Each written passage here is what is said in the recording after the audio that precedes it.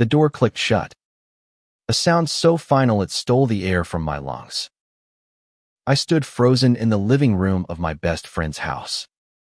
The faint hum of the TV drowned out by the pounding in my chest. Then came the words, low and deliberate, from his father's lips, "We're alone now." My name is Ethan Carter, an 18-year-old kid from a sleepy Ohio suburb, where the biggest drama is usually a missed field goal at the high school game. I'd known Lucas Hayes since we were 6, when we'd built forts out of couch cushions and sworn we'd be brothers forever. But tonight, in his family's quiet, wood-paneled living room, that promise felt like it was unraveling. Lucas and I had always been close too close. Some whispered. We'd shared secrets under starlit skies, laughed until our sides ached. And lately, felt something shift, something neither of us dared name. His hazel eyes, always so warm, had started lingering on me a little too long. My hands, once steady, now trembled when he stood too close. But we were just friends. That's what we told ourselves. What we told the world. In a town like ours, anything else was a risk we couldn't afford. That night, I'd come over to crash after a late study session. Finals were looming, and Lucas's house was my second home. His mom's lasagna, a far cry from my dad's burnt toast. But his mom was out of town, visiting her sister, and Lucas had warned me his dad, Richard, had been acting strange lately. He's been drinking more, Lucas had muttered, his voice tight. Just keep your head down. Okay. I should have listened. But Lucas's house was my safe haven, the one place where I could breathe without the weight of my own family's expectations.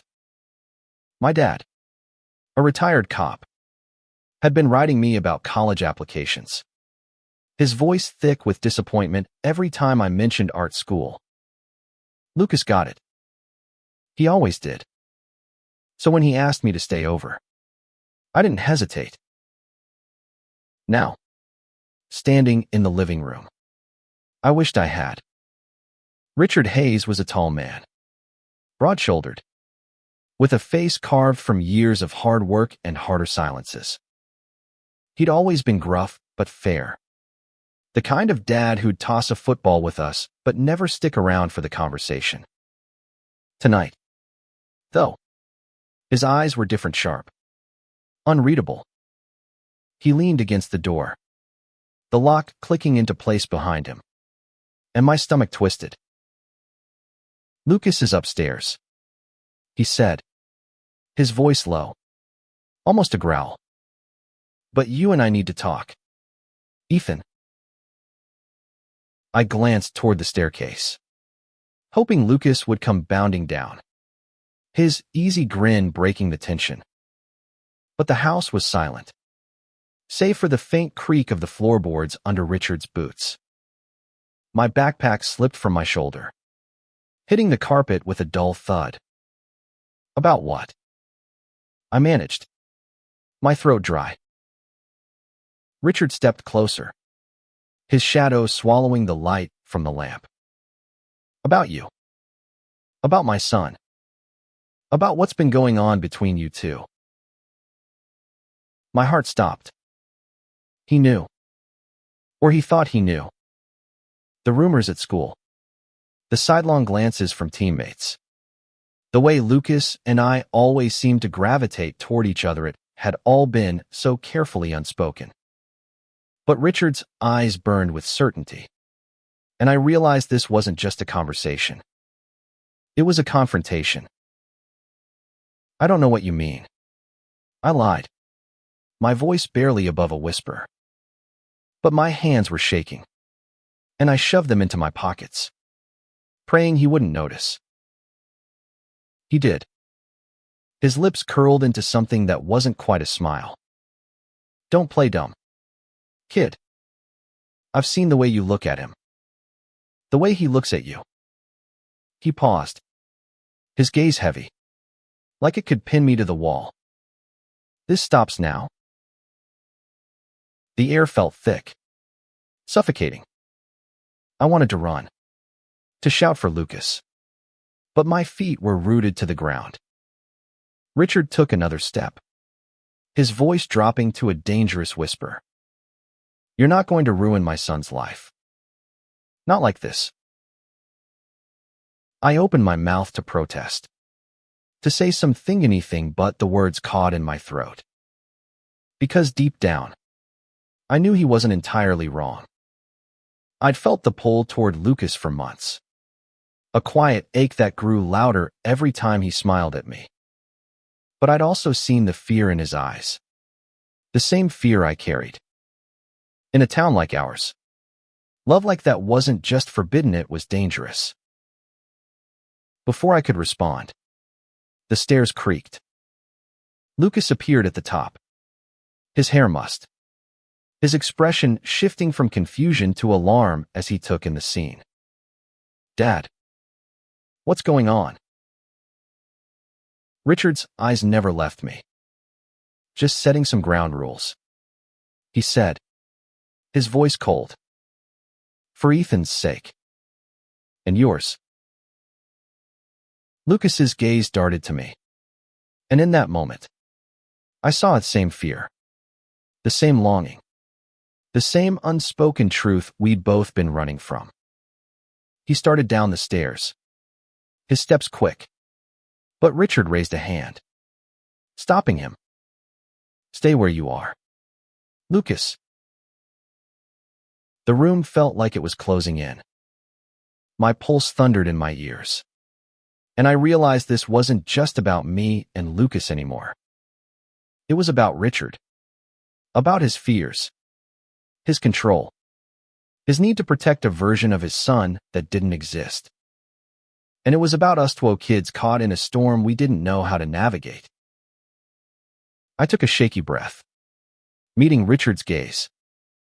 I'm not here to ruin anything, I said, my voice steadier than I felt. But I'm not going anywhere either. Richard's jaw tightened, and for a moment, I thought he might lunge at me. But Lucas was there, stepping between us, his voice trembling but firm. Dad, stop. This isn't what you think. The silence that followed was deafening.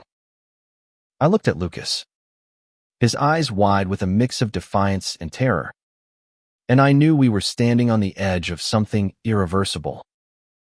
This wasn't just a night at my friend's place anymore. It was the beginning of a fight for truth, for love, for the right to be who we were. The living room felt like a battlefield, the air thick with unspoken accusations. Lucas stood between me and his father, his shoulders squared but his hands trembling at his sides. Richard's eyes flicked from me to his son, and I could see the storm brewing behind the manger. Fear, maybe even shame. Lucas, go back upstairs, Richard said, his voice low but laced with an edge that made my skin crawl. This doesn't concern you. Like hell it doesn't. Lucas snapped, his voice cracking. He was taller than me, broader too. But in that moment, he looked small, like a kid bracing for a blow. You're talking about Ethan. You're talking about me. I wanted to reach for him, to tell him to stop, to not make this worse. But my voice was stuck, trapped somewhere between fear and the sudden, overwhelming need to protect him. Richard took a step forward, his boots heavy on the hardwood floor. You don't know what you're saying. Son, you're confused. He's confusing you. The words hit like a punch. I saw Lucas flinch, his jaw tightening. But he didn't back down.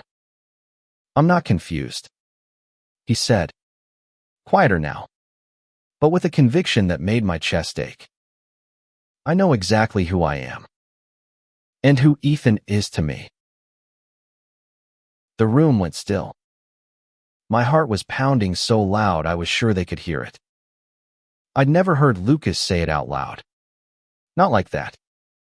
We'd danced around it for months, stolen glances. Late-night talks that lingered too long. Moments where our hands brushed and neither of us pulled away. But this was different. This was real. Richard's face darkened, his hands clenching into fists. "You don't mean that," he said, his voice barely above a whisper. "You're not like that." "Like what?" Lucas challenged, stepping closer to his father. "Say it, Dad. Say what you're so afraid of." I held my breath, my eyes darting between them. Richard's silence was louder than any shout. He didn't say the word, but it hung in the air, heavy and sharp. Gay. The thing we'd both been too scared to name. The thing that could unravel everything in a town like this. Finally, Richard spoke, his voice cold. "You're throwing your life away, Lucas. For him." He jerked his head toward me, and I felt the weight of his disgust. "He's nobody. He's nothing." "Stop it," Lucas shouted, his voice breaking. He turned to me, his eyes wild with something I couldn't quite read: anger, fear, maybe love. "Ethan, you don't have to listen to this. You don't have to stay." But I couldn't move. My feet were glued to the floor, my heart torn between running and standing my ground. I looked at Lucas, at the boy who'd been my anchor for years, and I knew I wasn't leaving. Not now. Not ever. "Lucas," I said, my voice shaky but clear, "I'm staying." Richard laughed, a harsh, bitter sound. "You think this is a game? You think you can just choose this? You have no idea what you're up against." He was right. I didn't know. Not fully. But I knew the way Lucas's hand felt in mine when we'd sat on his roof last summer, counting stars and pretending the world wasn't watching. I knew the way his laugh made my chest feel light, like I could breathe for the first time. And I knew that whatever this thing between it was worth fighting for.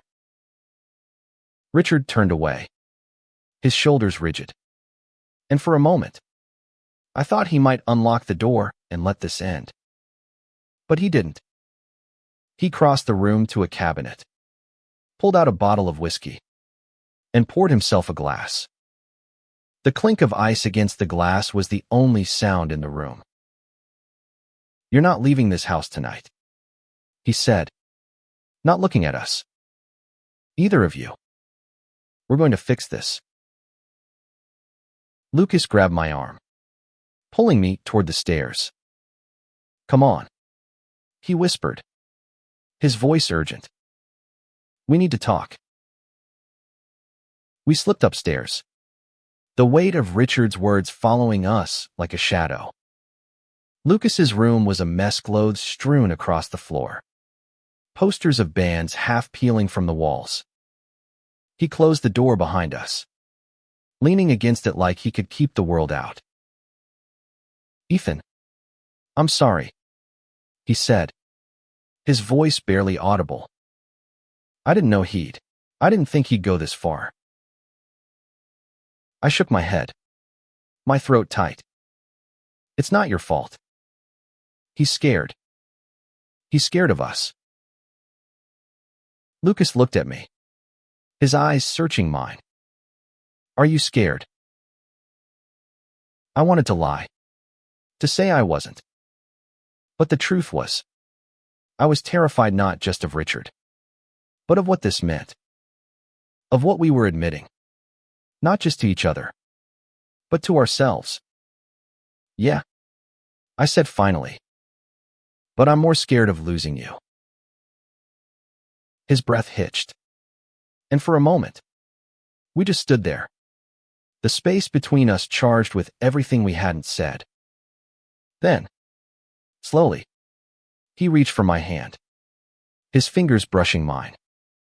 It wasn't much, but it was enough to make my heart race. We're not wrong, he whispered. No matter what he says, we're not. I nodded, squeezing his hand. I know.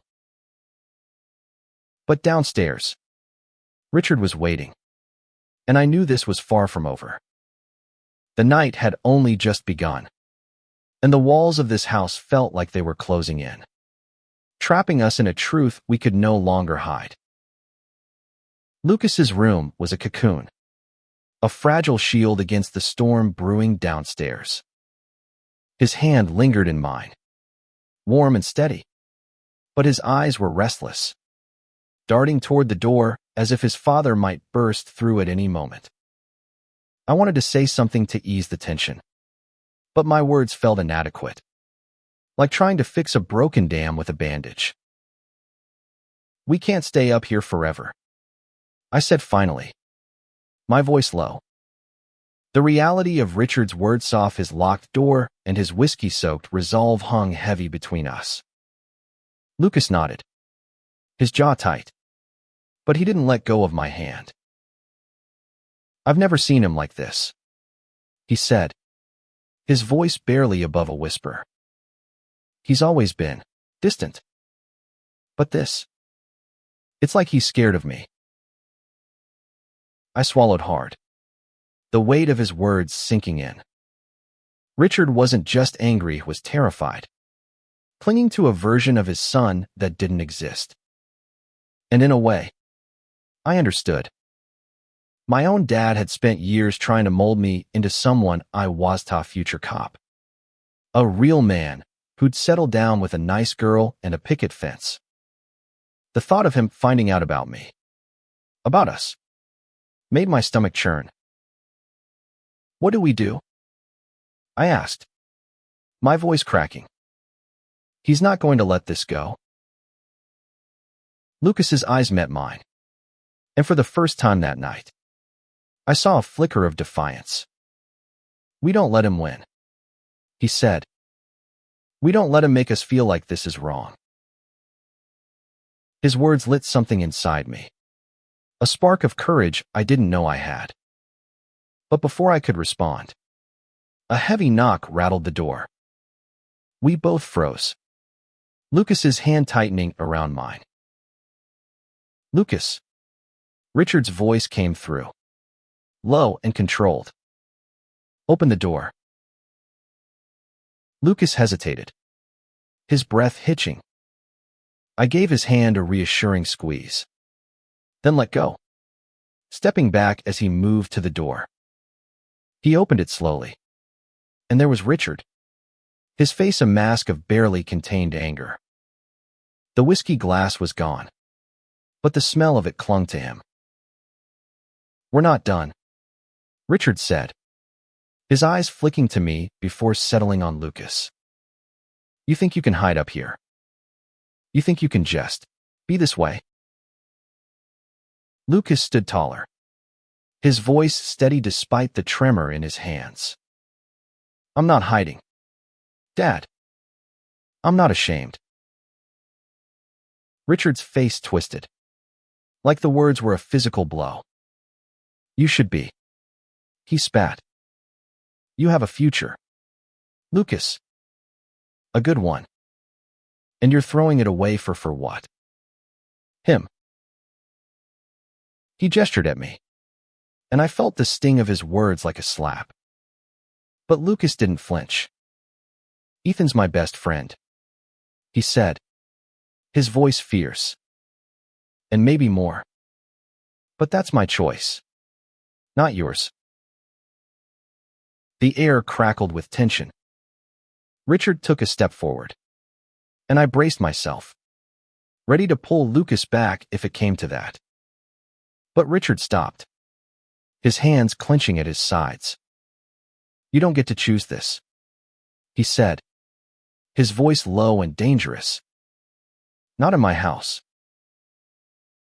"Then maybe it's not your house anymore," Lucas shot back, and I saw the shock in Richard's eyes. The moment his control slipped. For a second, I thought he might hit him. But instead, he turned and stormed back downstairs, leaving the door open and the silence heavy. Lucas exhaled, his shoulders slumping. "I didn't mean that," he whispered, more to himself than to me. I couldn't let him talk about you like that." I stepped closer, my heart pounding. "You didn't have to do that. Not for me." He turned to me, his eyes fierce. "Yes, I did. Because if I don't stand up to him now, I'll spend the rest of my life running." I wanted to hug him, to tell him how brave he was. But the words wouldn't come. Instead, I reached for his hand again. And this time, he didn't pull away. We stood there, the world outside his room fading, until the sound of shattering glass downstairs snapped us back to reality.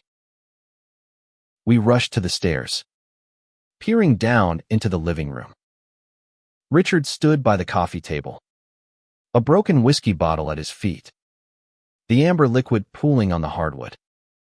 He was breathing hard, his face red, and for the first time, I saw something other than anger pain. "Dad," Lucas called, his voice uncertain. He started down the stairs, and I followed, my heart in my throat. Richard looked up, his eyes glassy. "You don't know what you're doing," he said, his voice breaking. "You don't know what this world will do to you." Lucas stopped at the bottom of the stairs, his expression softening. "I know it's not easy," he said, "but I can't live a lie. Not for you. Not for anyone." Richard sank onto the couch, his head in his hands.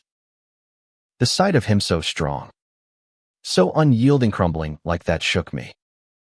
I realized then that this wasn't just about us. It was about him, too.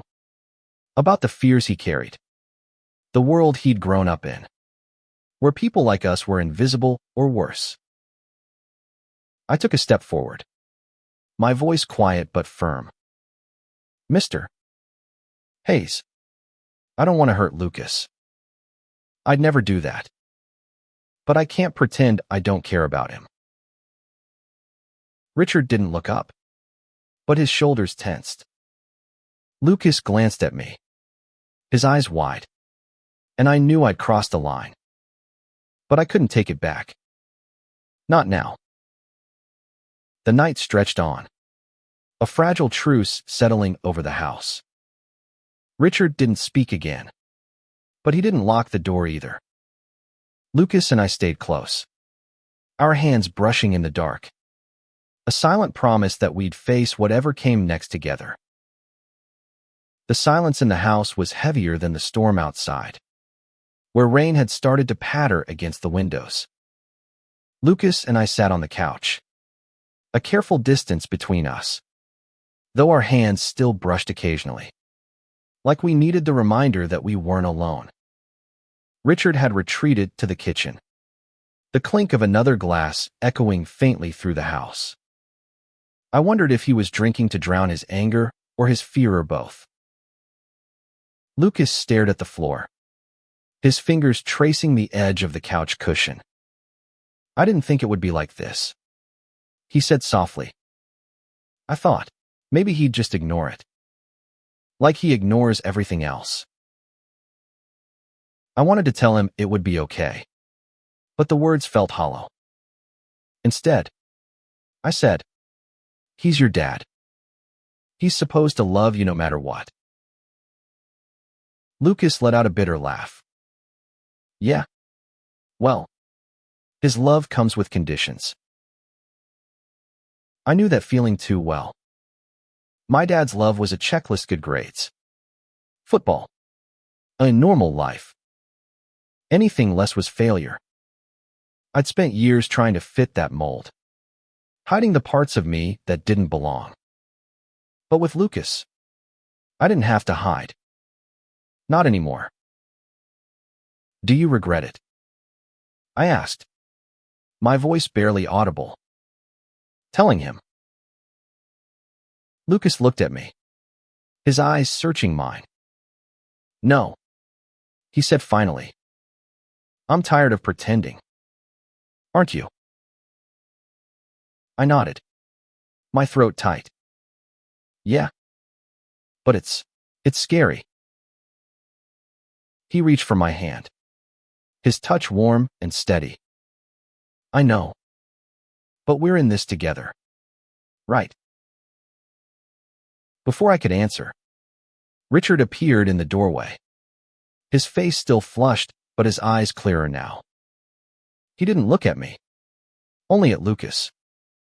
You think this is brave? He said, his voice low. You think standing up to me makes you a man? Lucas stood, his hand slipping from mine. It's not about being a man, Dad. It's about being honest. Richard's jaw tightened, but he didn't respond. Instead, he crossed to the window, staring out at the rain. When I was your age, he said after a long pause, there was a kid in my class. Quiet guy. Kept to himself. Everyone knew he was different. One day, he didn't show up to school. They found him in the woods a week later. He'd hung himself.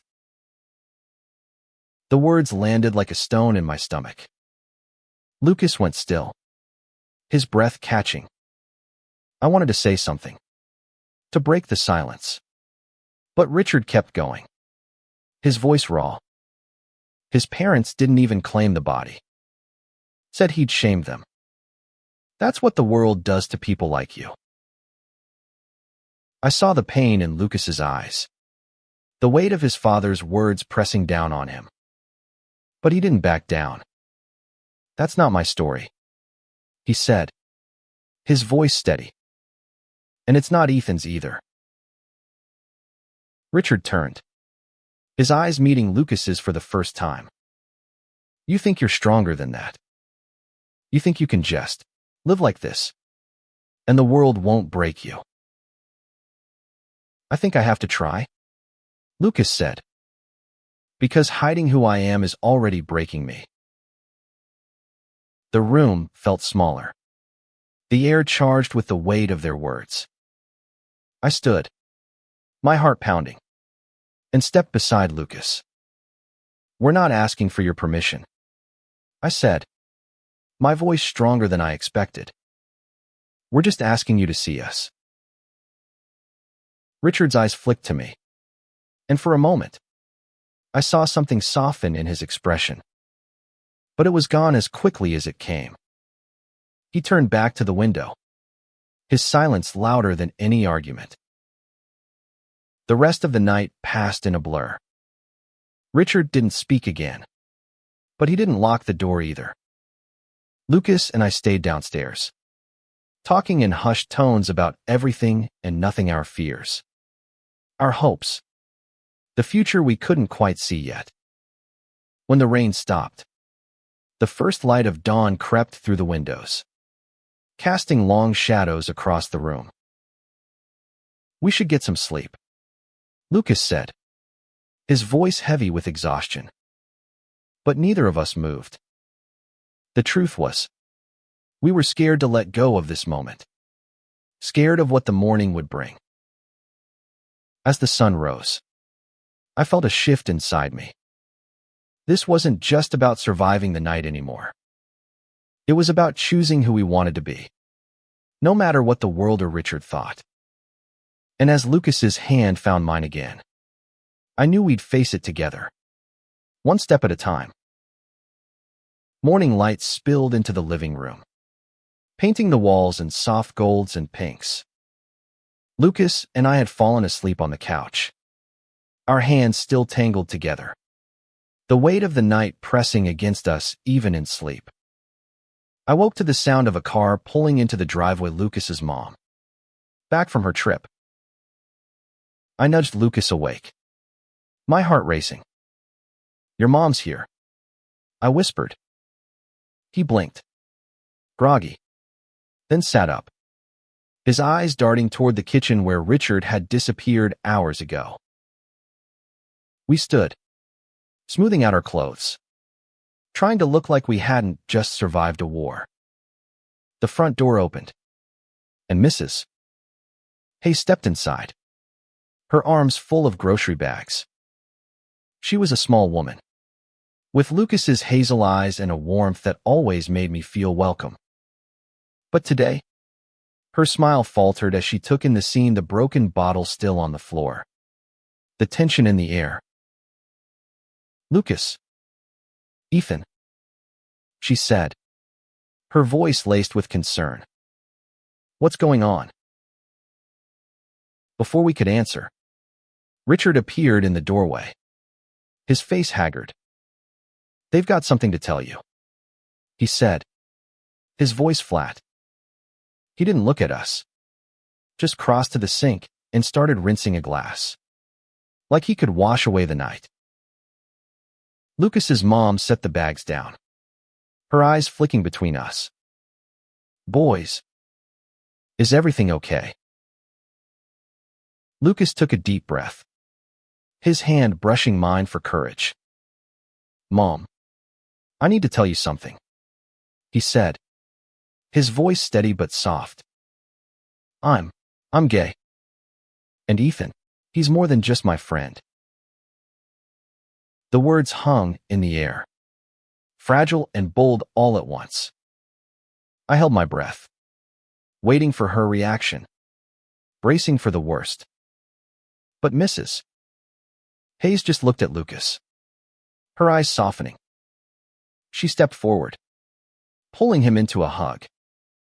"Oh, honey," she whispered. "I love you. I've always loved you." I saw Lucas's shoulders relax, the tension melting away as he hugged her back. But Richard's voice cut through the moment like a blade. "You're okay with this?" he demanded, turning to face her. "You're okay with him throwing his life away?" Mrs. Hayes pulled back, her expression firm. "He's not throwing anything away, Richard. He's being honest. And if you can't see that, you're the one losing something." Richard's face twisted, but he didn't argue. Instead, he grabbed his keys and stormed out, the door slamming behind him. The sound echoed through the house, leaving a hollow ache in its wake. Mrs. Hayes turned to me, her smile gentle but tired. "Ethan, your family. You always have been. Don't let him make you feel otherwise." I nodded, my throat too tight to speak. Lucas reached for my hand, and this time, he didn't let go, even with his mom watching. It was a small gesture, but it felt like a victory. The rest of the day was quiet. Richard didn't come back, and Mrs. Hayes kept us busy with chores, as if normalcy could stitch the wounds of the night before. Lucas and I stole moments alone, whispering about what came next: school, our friends, the town that would talk no matter what we did. That night, we sat on his roof, the stars bright above us. "Do you think he'll ever come around?" Lucas asked, his voice soft. I thought of my own dad, of the fights we'd had, the silences that hurt more than words. "I don't know," I said honestly. "But we don't need him to. We've got each other."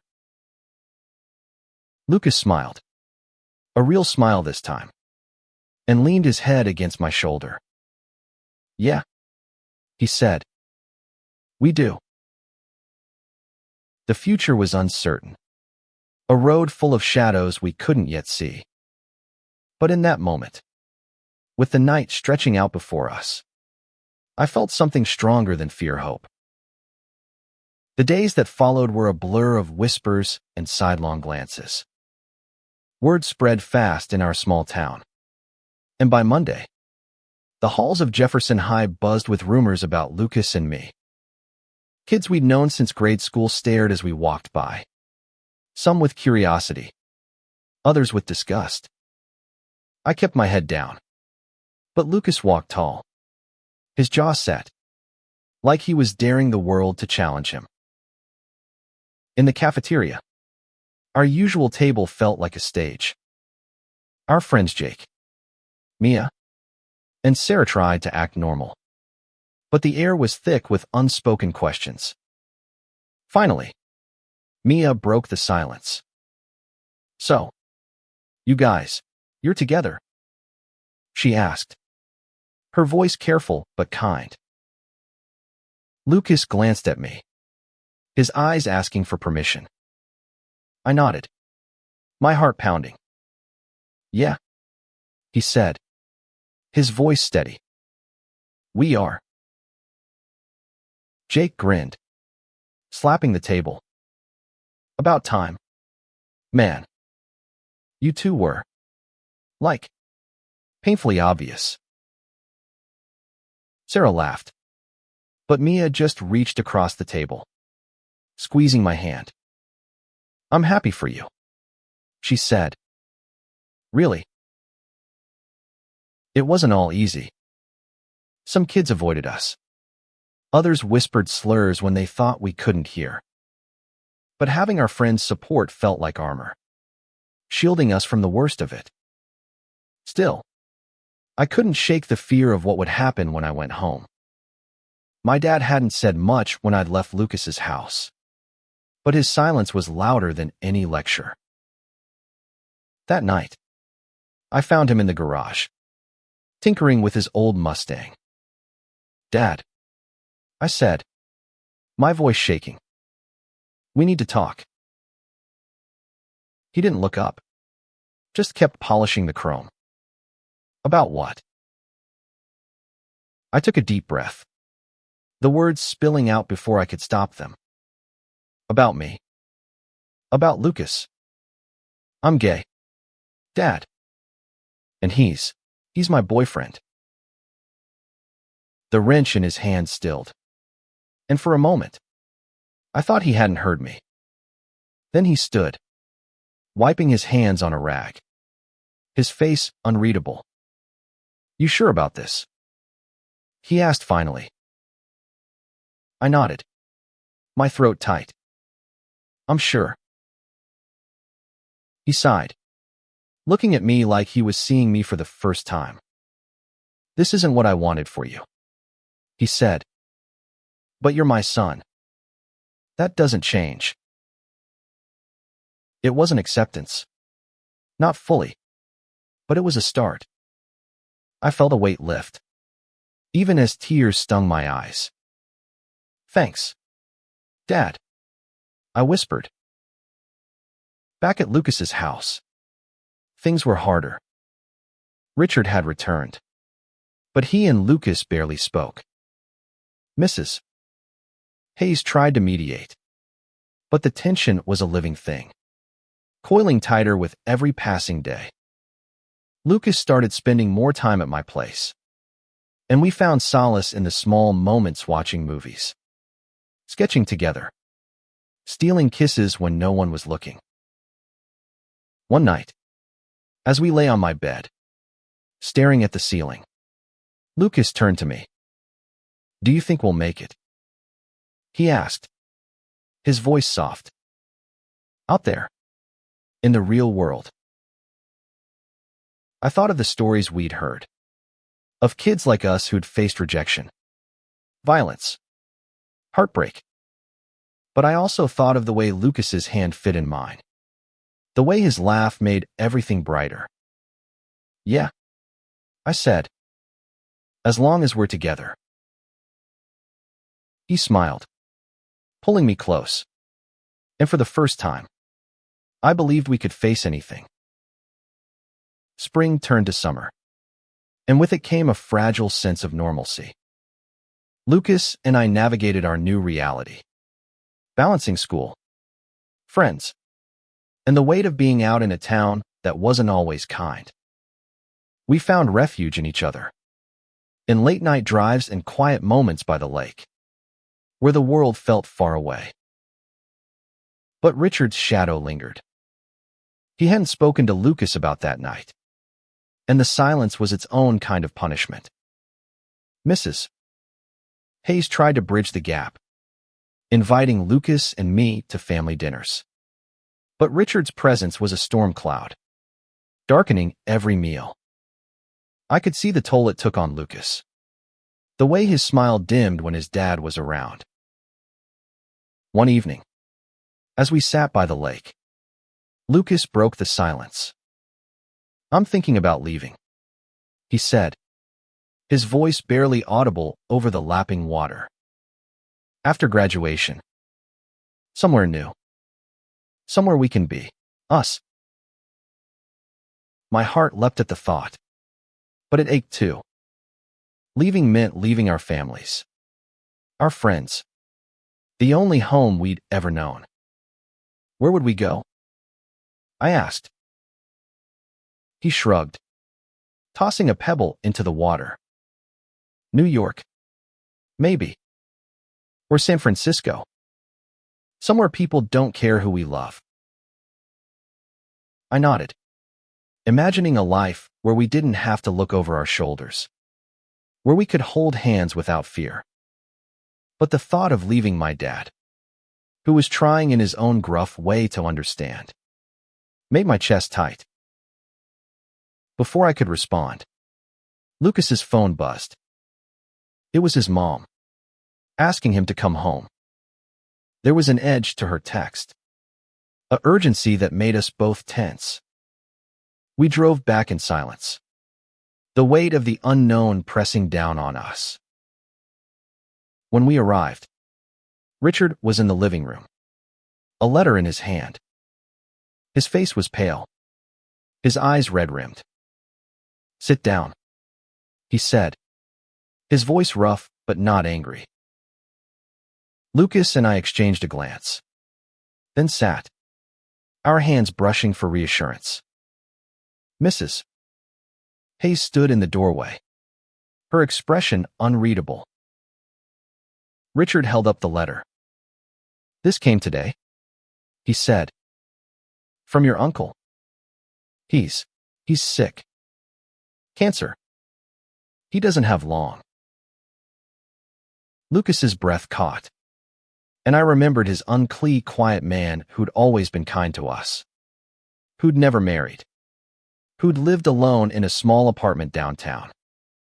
"I'm sorry," Lucas said, his voice soft. Richard shook his head. "He wrote this for you," he said, handing Lucas the letter. "Read it." Lucas took it, his hands trembling. As he read, his eyes widened, then filled with tears. He passed the letter to me, and I scanned the words, my heart pounding. His uncle had come out in the letter, admitting he'd hidden his truth for years, afraid of what the world would do to him. He wrote about love, about regret, about wanting Lucas to live bravely, no matter what. When I looked up, Richard was watching us, his expression raw. "I don't understand you," he said, his voice breaking. "But I don't want you to end up like him. Alone. Afraid." It wasn't an apology, but it was something close. Lucas nodded, tears streaming down his face. "I won't," he said. "I promise." That night, we sat together, reading and rereading the letter, finding strength in its words. The road ahead was still uncertain, but we knew we'd walk it together. Graduation came like a wave, washing away the last of our high school days.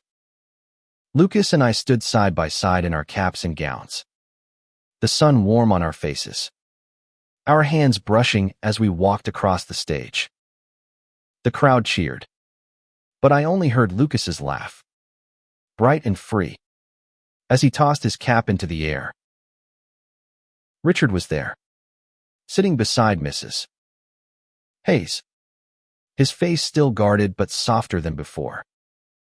He hadn't fully come around, but he was trying small gestures, like asking Lucas about college plans or nodding at me when I came over. It wasn't perfect, but it was progress. My dad was there too, clapping louder than I expected. After the ceremony, he pulled me into a hug, his voice gruff. "I'm proud of you, Ethan. No matter what." The summer stretched out before us, full of possibility.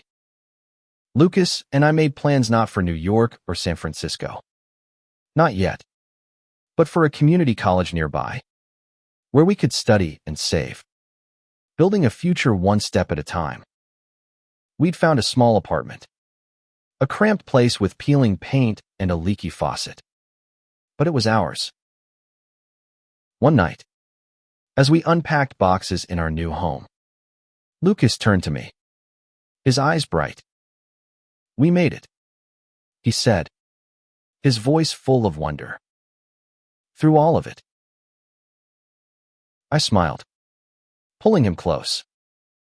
"Yeah," I said, "and we're just getting started." The world wasn't perfect. There were still whispers, still judgments, still days when fear crept in. But there were also moments like this: Lucas's hand in mine, the promise of tomorrow, the knowledge that love, real love, was worth every fight. As we stood in our tiny apartment, the stars visible through the open window, I thought of his uncle's letter, of the courage it took to live truthfully. We weren't alone. Not anymore. And no matter what came next, we'd face it together, locked doors and all.